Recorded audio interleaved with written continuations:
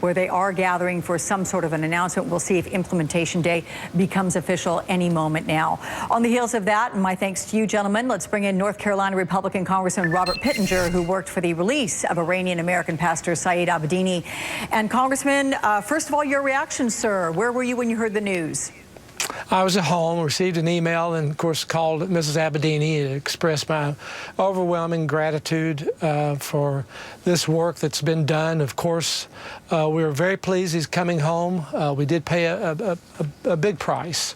This has been a 3.5-year journey, a really tough battle for the Abedini family, for those young kids, Mrs. Abedini. But, you know, look at it, Alex. Iran's going to receive over $100 billion, close to $150 billion. We were going to release 7 hostages. Those hostages have been involved in terrorism financing. These are people who have been culpable in helping the terrorists with their funding. So it's very concerning with what will happen and the outcomes of the Iranians receiving this $100 billion.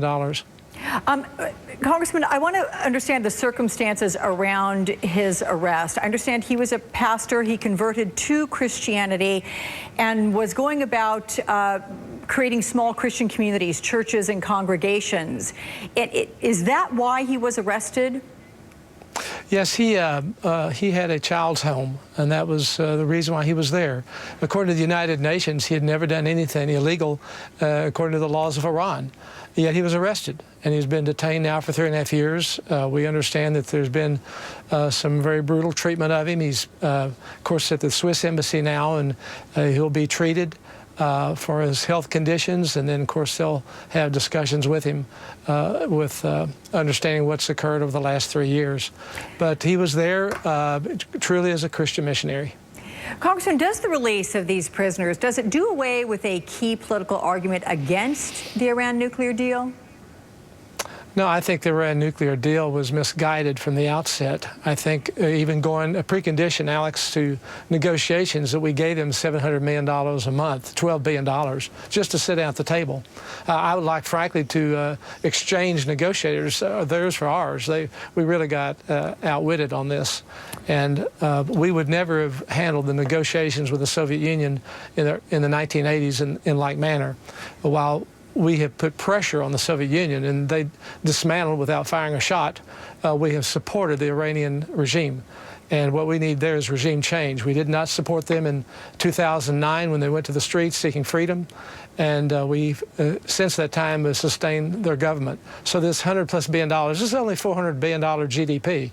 So bringing in $100+ billion is going to have an enormous, overwhelming effect. It's certainly going to support their efforts as a terrorist state to fund their proxies throughout the world. But, sir, didn't this diplomacy secure the release of your friend? I mean, isn't that a silver lining here? Well, it's a wonderful thing. I wouldn't take anything away from that. I would say to you, Alex, a big price was paid. I think these individuals could have been secured a long time ago. I think had they played the card right, they could have had these individuals secured at the beginning of the negotiations when they committed to give $700 million a month. I can't imagine Ronald Reagan playing that same card the same way with Mikhail Gorbachev at Reykjavik. Reagan had the good judgment to get up and walk away from the table. At the end of the day, the Russians came back 6 months later, the Soviet Union did, and we had 2 arms agreements. But it wasn't done by feeding the Soviet Union and sustaining them. We have sustained Iran in this process, and they've gotten everything that they've wanted. Look at North Korea right now, Alex. We certainly have not prevented them in their provocation and their pursuit of nuclear arms. They're continuing their testing. Even the Iranians had two tests. They're threatening the Straits of Hormuz. These are not people that give any appearance that they're going to be compliant. North Carolina Republican Congressman Robert Pittenger, I know you have your druthers with this, but I'm sure you are glad to have your friends released today, as you've so stated. Very much so. Thank you very much. Thank God for it. Appreciate your time.